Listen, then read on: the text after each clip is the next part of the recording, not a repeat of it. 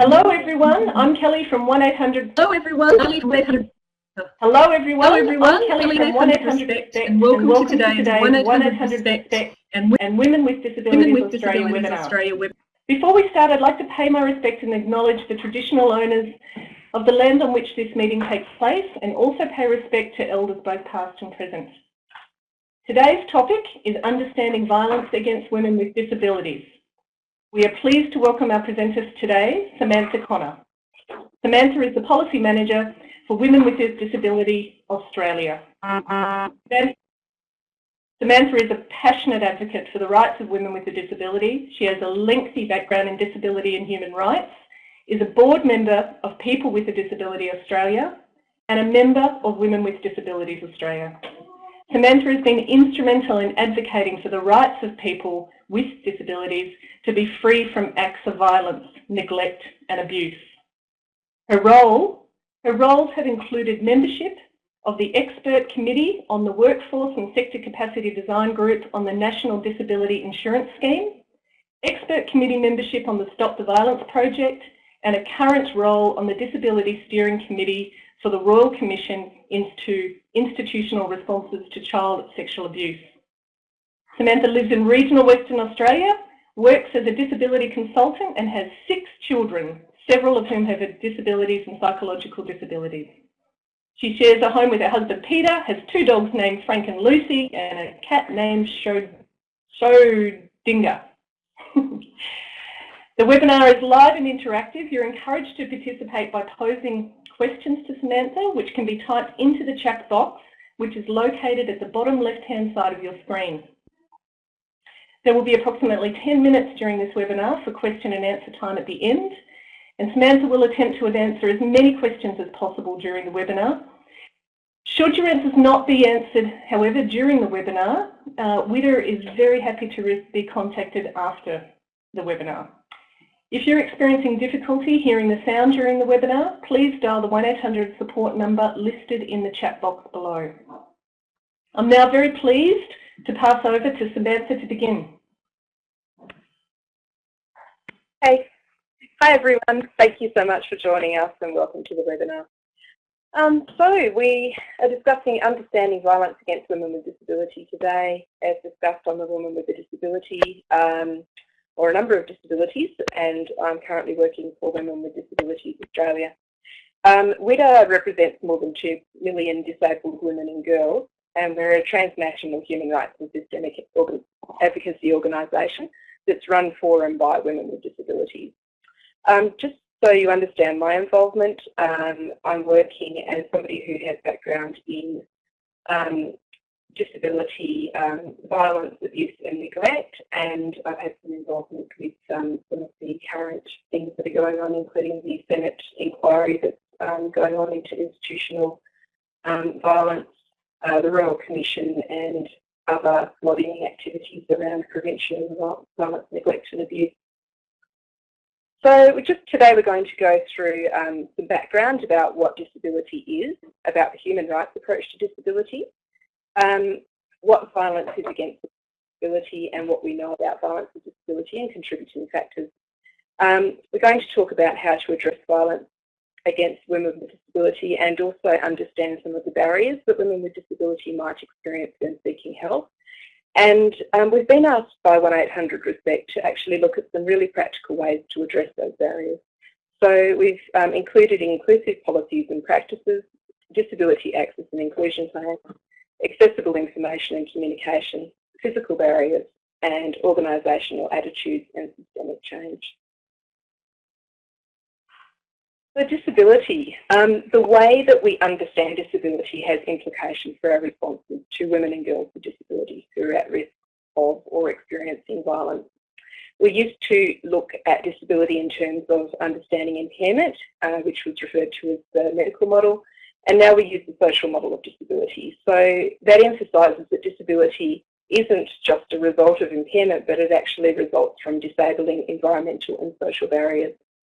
And international human rights law doesn't actually define disability as such, but describes people with disability as including those who have long-term physical, mental, intellectual or sensory impairments which in interaction with various barriers may hinder their full and effective participation in society on an equal basis. So the human rights approach, our obligations, we're obliged under international law to make sure that our obligations are actually human rights-based responses rather than categorising various disabilities impairments. So that human rights-based approach identifies people with disability as rights holders and subjects of human rights law on an equal basis with other people. It recognises that disability is an element of natural human diversity on the same basis as race or gender. And it places the responsibility on society and governments for making sure that our environment supports the human rights and full inclusion of and participation of people with disability. So the legislation that guides us internationally is the United Nations Convention on the Rights of Persons with Disability, otherwise known as the CRPD, or in the sector sometimes DISCO for the Disability Convention.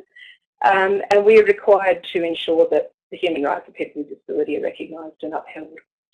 The CRPD is actually a really useful document. It outlines the rights of people with disability and it uses the social model to explain the obligations of state parties to promote and protect and uphold those rights. So that includes our services that we have in Australia for responding to violence, abuse and neglect. And our obligations are outlined very clearly around our physical location, information, employment, adequate standards of living, support services, assistive technology and lots more. Just looking at women with disability across Australia, I'm a woman with a disability who has a number of disabilities, and that's something that's actually quite important for people to understand is that disability, people can have one type of disability but sometimes up to 10 others, you know, or more. It's one of those things where we're none of us one-dimensional people. We, as women with disability, make up 20% of the population of Australian women. We're very widely represented. We come from a really diverse background, range of backgrounds, lifestyles, cultures and beliefs. And we experience a range of impairments that impact on our lives in different ways. So that can include medical and or health conditions and or sensory, physical, cognitive and psychosocial impairments. And the other important thing to note about women with disability is that we're everywhere. So in a really, really wide array of different settings, including private and family dwellings, institutional settings, residential and service settings, public settings, and we're also very much represented in the homelessness sector. So women with disability are more disadvantaged and we have fewer opportunities than life opportunities. We have lower status and less power than other women and men with disability, and almost half of us in Australia live in poverty. We're subject to the effects of ableism, so the practices and dominances in society that oppress us. We experience multiple and intersecting forms of discrimination that combine to significantly heighten the risk and likelihood of us experiencing all forms of violence. And for those of you who work as frontline workers, you'll certainly understand that those issues of homelessness, comorbidities of perhaps being a person who has one type of disability and then also experiences a psychosocial disability, those kind of issues that we have where we don't particularly fit anywhere quite often present barriers for us.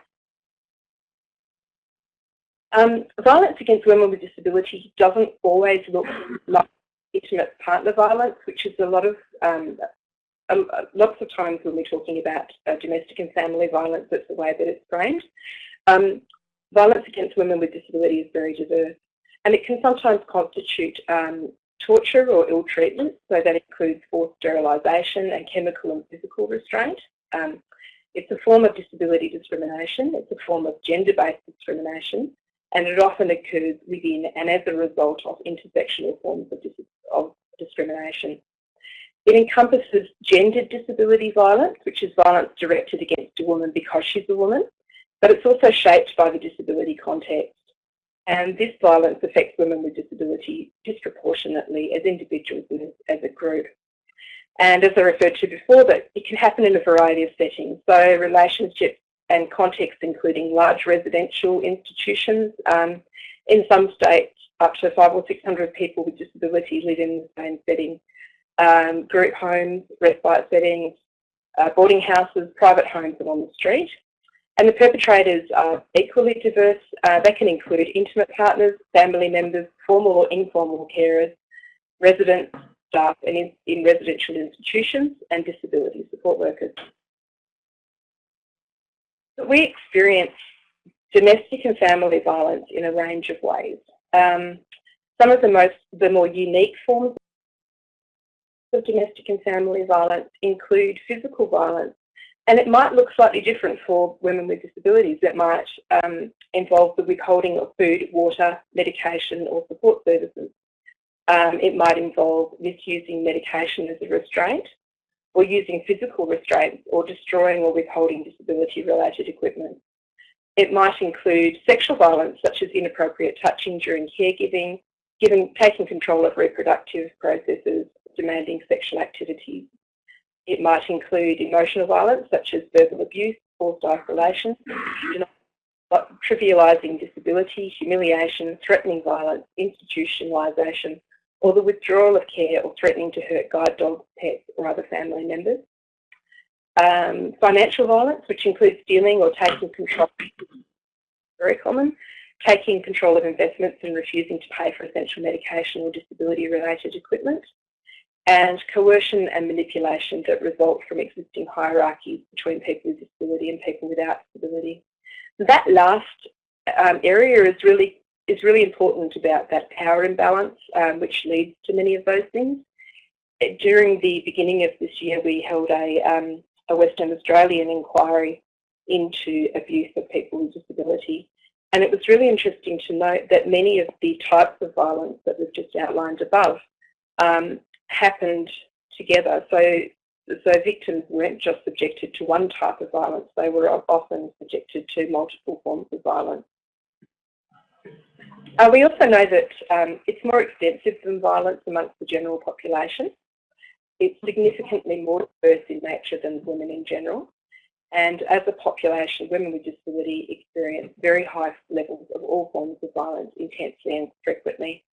We're typically subjected to violence by a great number of perpetrators, and our experiences of violence typically last over a long period of time and result in severe violence. We have considerably fewer pathways to safety and experience complex barriers to being safe.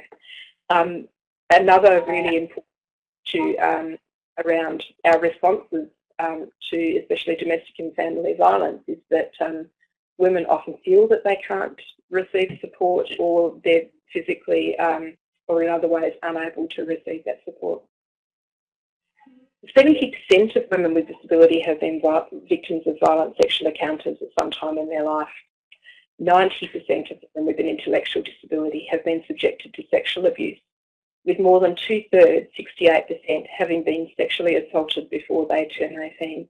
And these statistics are just quite astounding. You know that we recognise that the number of people with the number of women with intellectual disability who have been abused. This is reflective of why we have a current Senate inquiry and also the Royal Commission. The rates of sexual victimisation for women with disability range from 4 to 10 times higher than for other women, and women with disability are 40% more likely to be the victims of domestic violence than women without disability. Just noticing a question from Jan, which is relevant, so I won't leave it till the end. So Jan, statistics, you can have a look on the Women with Disability Australia website, and there's a couple of fact sheets as well that actually reference where all of those statistics are from. And yeah, there's multiple submissions and information on that website, and we've got the link on the last page of the slide. So we also know that 1/4 of all women with intellectual disability will be subject at some time in their life to some form of restraint and or seclusion. Women with disability in residential institutional and service settings frequently experience sustained and multiple episodes of violence, particularly sexual violence. And that can include co-resident abuse rather than just abuse by other perpetrators who may include staff. There's also the issue of forced contraception through the use of menstrual suppressant drugs. It's a really widespread practice, particularly affecting women with intellectual and or cognitive impairment. It's not really uncommon for women to all be going and getting a Depo-Provera shot every month in the group home. The issues around menstrual management and paucity of support.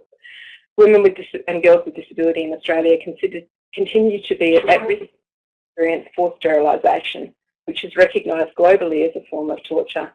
And that theme around lack of support is something that is absolutely related to forced sterilisation. There's numerous examples of prepubescent and adolescent girls who have experienced forced sterilisation in court.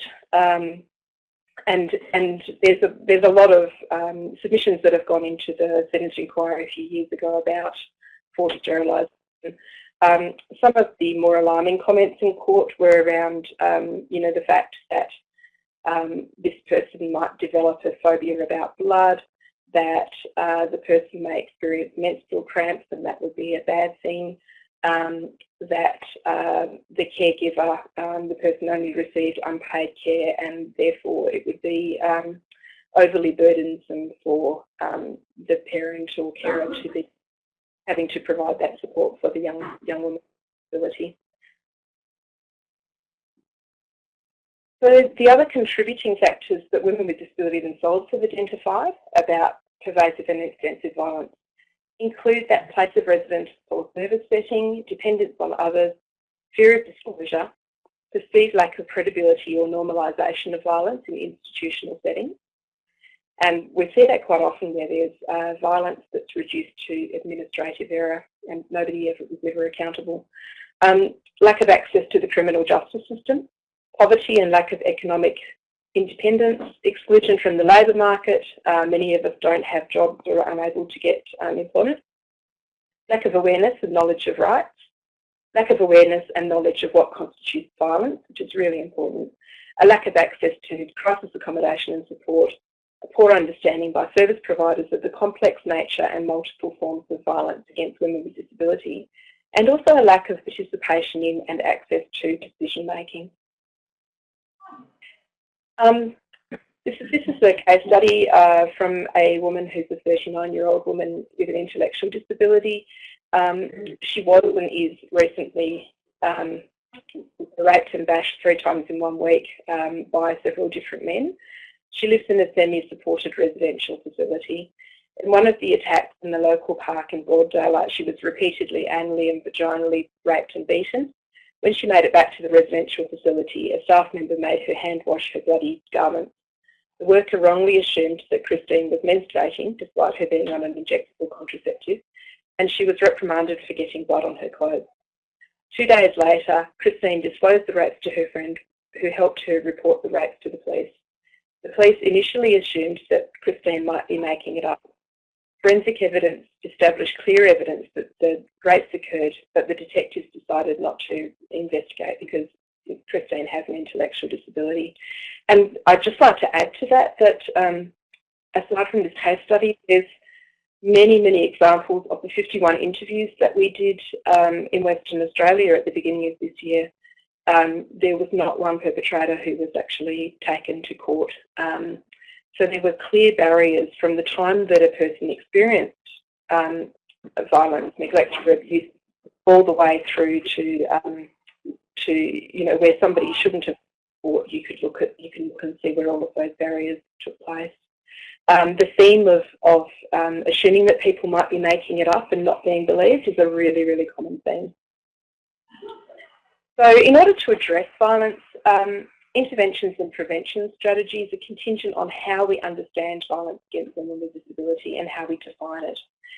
So we need to have a really inclusive and comprehensive conceptual understanding of violence. And that includes that full variety of violent acts experienced by women with disability in the full ranges of settings and relationships they experience.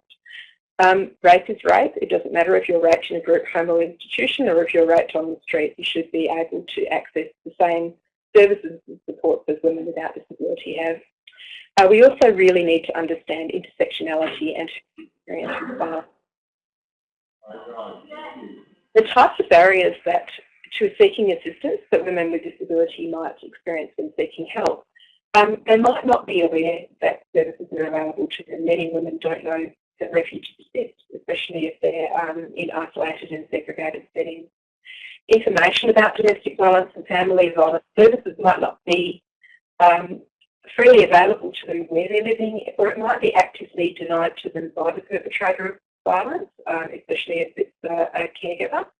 And it also might not be available in the correct format, and that includes Braille and Auslan, but also easy English for women with intellectual disability.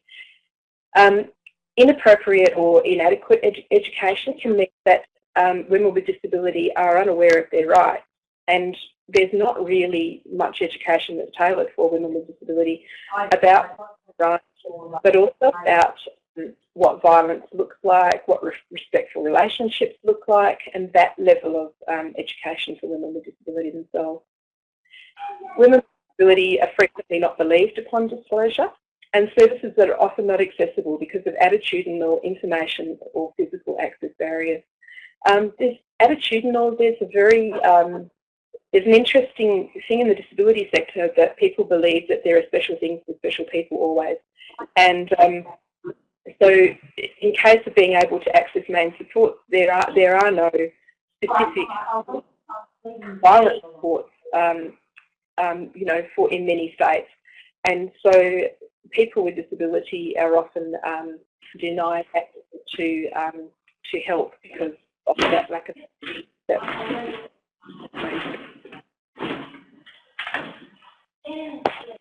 So women with disabilities and support services like disability services and police may believe that crisis accommodation or refuges may be inaccessible, and that might not be the case, but people might believe that that's the case, and also unable to provide them with enough personal support.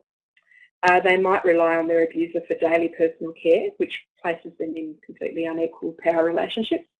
And they may also feel that accessing domestic and family violence services may result in them being institutionalised. That's a really real fear, that young people in nursing homes in Australia is not a thing of the past. So if you're in if you don't have funding for care and support, and you might be prepared to actually put up with being abused rather than go and seek help. Women with disability may also be segregated physically in residential institutions or disability-specific services, or socially segregated due to discrimination and prejudice.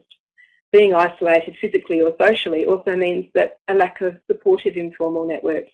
And I know for many women without disability, those supportive networks are actually the ways that people quite often access support.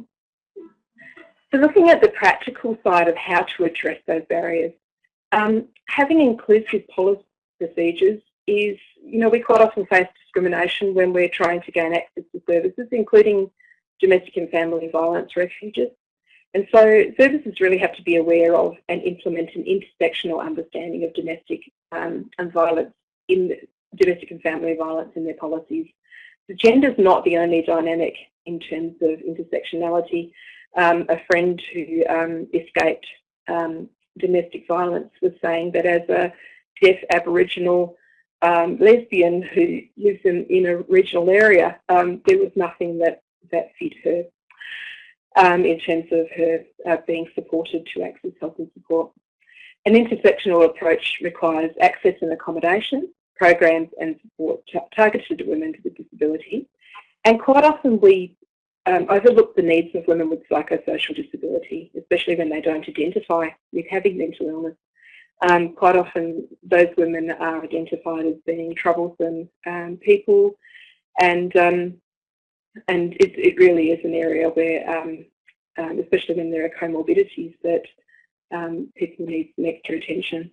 Staff have to be trained in recognising trauma responses by women who are displaying a range of coping strategies, and they may not look like the same types of trauma responses that women without disability have, especially if the woman has an intellectual disability. And agencies also must address professional development for staff and develop partnerships with disability and mental health organisations if that service doesn't have the expertise. You don't need to do it all by yourself.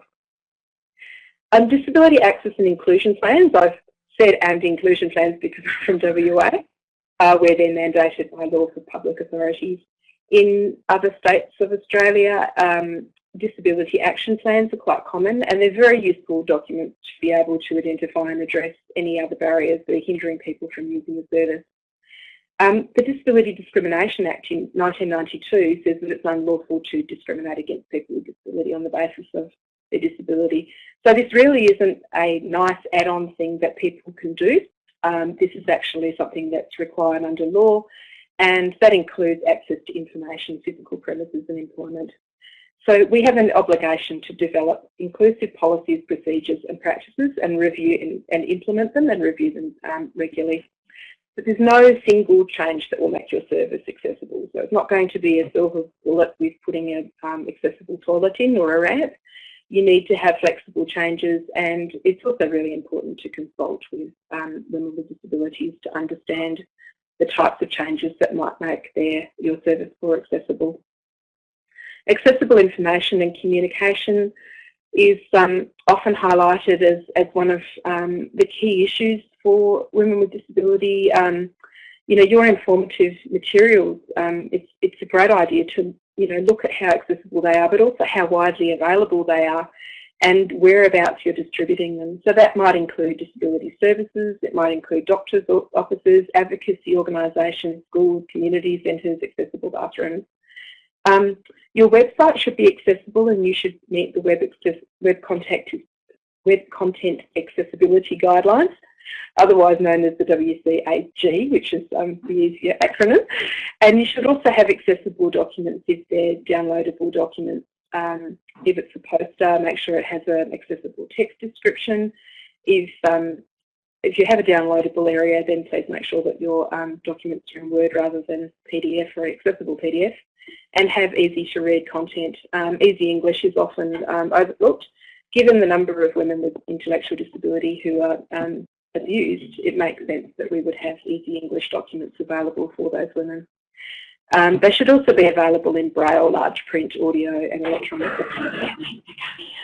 During the intake, you should ascertain the accessibility and communication needs of women with assistance. And so some women with intellectual disability might have difficulty remembering information. So giving people the time to absorb information and maybe breaking up induction sessions into parts so that you can communicate that information really clearly and giving people enough time. All of those same sort of principles that you use around reflective listening for women from non-English speaking backgrounds are the same kind of thing. You need to make sure that people have understood what you're telling them. And providing information and rules in writing and in accessible format. So thinking about perhaps an informative DVD, giving people a hard copy in easy English so they can refer back to it later might also help. Some people might also need support to understand material, and they should be able to access that disability care and support. For women who are deaf and hearing impaired, Auslan and other interpreters should be made available.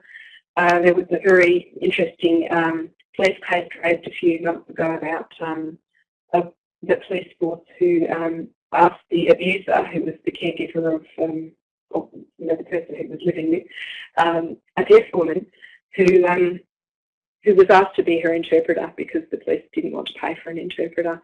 So asking your abuser to say what had happened is just the most odd circumstance that you just couldn't imagine anywhere else.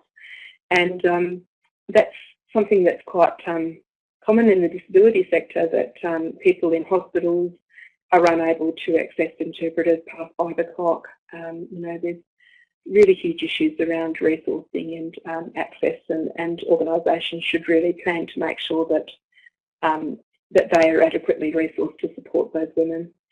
The other thing around Auslan interpreters is that small cultural and linguistic communities actually have, there's confidentiality issues where people speak amongst themselves. And so for some women, they may prefer to use their own interpreter and, to avoid making sure that there's no breaches of confidentiality. Physical barriers as a wheelchair user, this is always my pet thing, but it's not just about a ramp, there's lots of physical barriers. So carrying out an access audit and asking people with disability about the accessibility of your service is a great idea. There are lots and lots of access tools you can employ. If you're a bigger organisation, you can employ an access auditor. There are places like AAA who will recommend people in your state.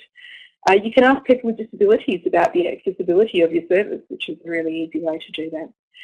There's also checklists that you can download from the internet, which are freely available, so that you can just look at, your continuous path of access from the car park all the way through to your service, and whether your reception counter is the right height, and all of those physical issues.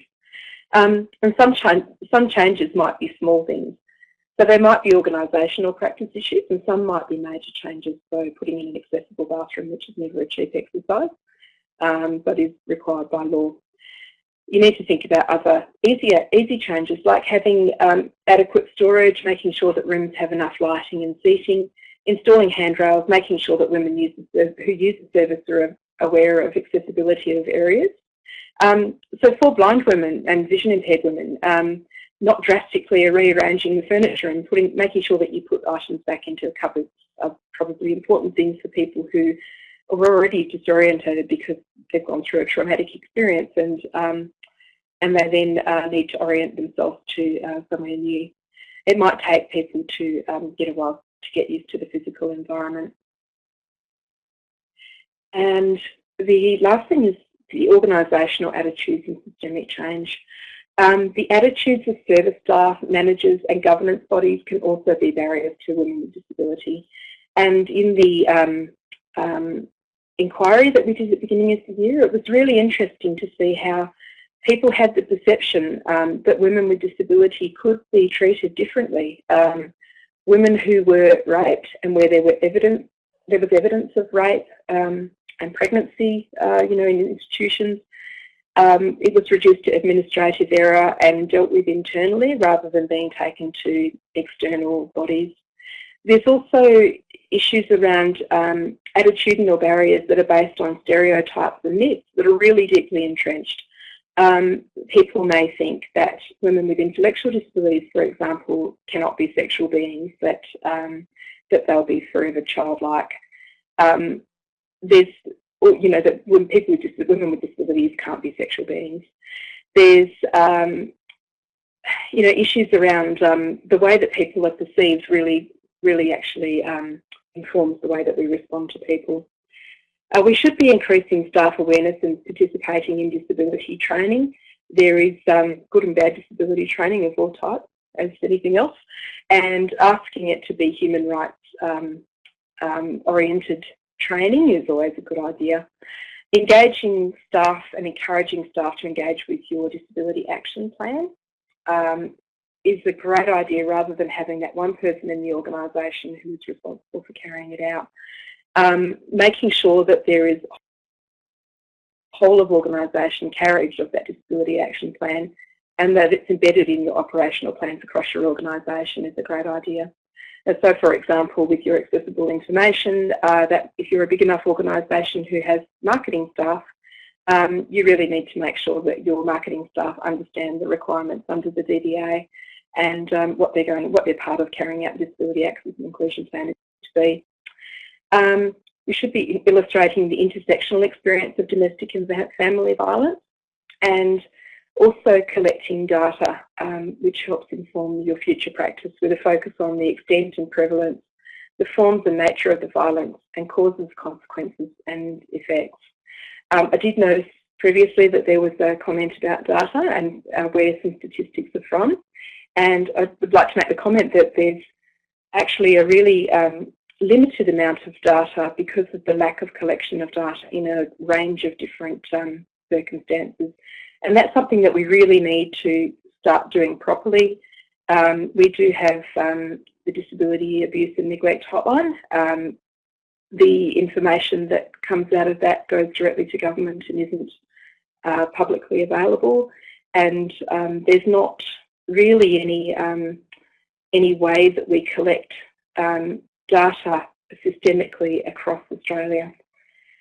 And so that brings us to our question time. And we've just got a little piece on the end just to recognise that we do have Article 6 of the Convention of the Rights of Persons with Disability that says that we have to do this. We have to take measures to ensure the full and equal enjoyment of women and girls with disability of all their human rights and fundamental freedoms. Okay, thank you. So, Kelly. Wonderful, Samantha. Thank you so much. And we will head straight over to questions now. We have a question from Katrina who's asking, does any consultation occur regarding the forced contraception? Who is forcing it? Doctors, GPs, etc., or is it family members making the decision on behalf of the woman? There's a whole number of submissions and information on the WIDA website. I think it really comes from a variety of perspectives, and some of it is, you know, when family members are absolutely involved in going to courts to try and access forced sterilisation.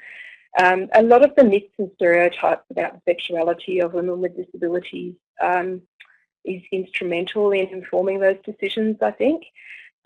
You know, the myth that women with intellectual disability will be perpetually childlike, that they'll never have a relationship, that they could never actually have children, that they never would be supported to have a family, those sort of issues. I certainly know many women with, older women with physical disabilities who were sterilised in institutional settings when they were younger women and girls, and I think that's rarer now. It's certainly not rare for women and children with intellectual disabilities. So if I can refer you back to that last slide, there's the WIDA website link on there, and if you just type into the search box forced sterilisation, there will be way too much information. Fantastic. We have another question, Samantha. Cheryl asks, are efforts being made to look into alternative ways of ensuring carers, residentially and institutionally, are thoroughly checked, criminal and medical past and present? Is it possible for carers to have regular supervision and debriefing in an endeavour to prevent possible issues coming to fruition? Cheryl, you just hit on my pet hobby horse, so I'll try not to go on and on and on. So in each state there are different schemes. So in Victoria we have things like the Victoria Workers Blacklist, and we also have vulnerable persons cards in other states. There are blue cards and there are yellow cards, and there are working with children's checks, and there is no harmonisation of any of these things. So absolutely this is an issue, and this is something that has come up and is being currently discussed in relation with the NDIS safeguard paper and also with the Senate inquiry. So there's issues around not only harmonisation and how this will fit into each state laws and violence responses, but there's also issues around making sure that people are still able to have choice and control around selecting their own worker, etc., if they're self-directing their funding. So very, very big and complicated issue and work. I think the safeguarding work that is being carried out at the moment has been informed by mostly the disability service sector, not necessarily by people with disability themselves. And I think the stories of people with disability really needs to be you know, taken into account to look at the efficacy of some of the things that they're coming up with. I don't know whether I've answered your question, but I'm certainly happy to give you more information inform of some of the work that we've done over the course of the last 2 years about that. Great. Elizabeth is asking, regarding the Family Violence Index, will WIDA be advising the Victorian Government to ensure that data on women with disabilities and violence will be captured adequately? Yep, so so that's a very good question. Women with Disabilities Victoria would probably be more engaged with that process, I would say. But there's a lot of state and federal action happening at the moment. I'm aware that the national plan on the elimination of violence against women and girls is currently happening, and would have certainly been a part of that. I would really be happy to take that to the table if you had some further information, Elizabeth, because I think that that's a really, really important point about making sure that data is captured properly. Right. Samantha, Melanie asks, are there examples of good, respectful relationships training here or internationally, or any programs already running that could be adapted? I'd have to declare my interest as a board member of People with Disability Australia before I answer that. So I'm only aware of the fact that People with Disability Australia do carry out accredited human rights training around that specifically. So they run a segment specifically on respectful relationships training for people with disability. I'm also aware that a lot of service providers, especially the bigger ones, have actually, developed their own training, and there is absolutely some international training that's being carried out. We developed some fact sheets earlier this year about for women with intellectual disability in easy English about recognising the types of violence, abuse and neglect which are perpetrated against women with disability. And those kind of resources, I think, are fairly freely available in different states. I think Victoria has put out some equivalent documents. Great. We have a question here from Delia, Samantha, who asks, what recent successes would you like to talk about that WIDA has achieved? Oh, apart from the international successes, because there's Women with Disability Australia are very well known internationally for their work with the United Nations, and I think the focus that Women with Disability Australia have on disadvantage and disadvantaged populations, and especially the work that they've done around supporting the rights of women with intellectual disability, has been quite key consistently over the last 18 years or so, really. So when you consider the size of the organisation and what they've managed to achieve in that time, it's quite astounding, really, on barely any money.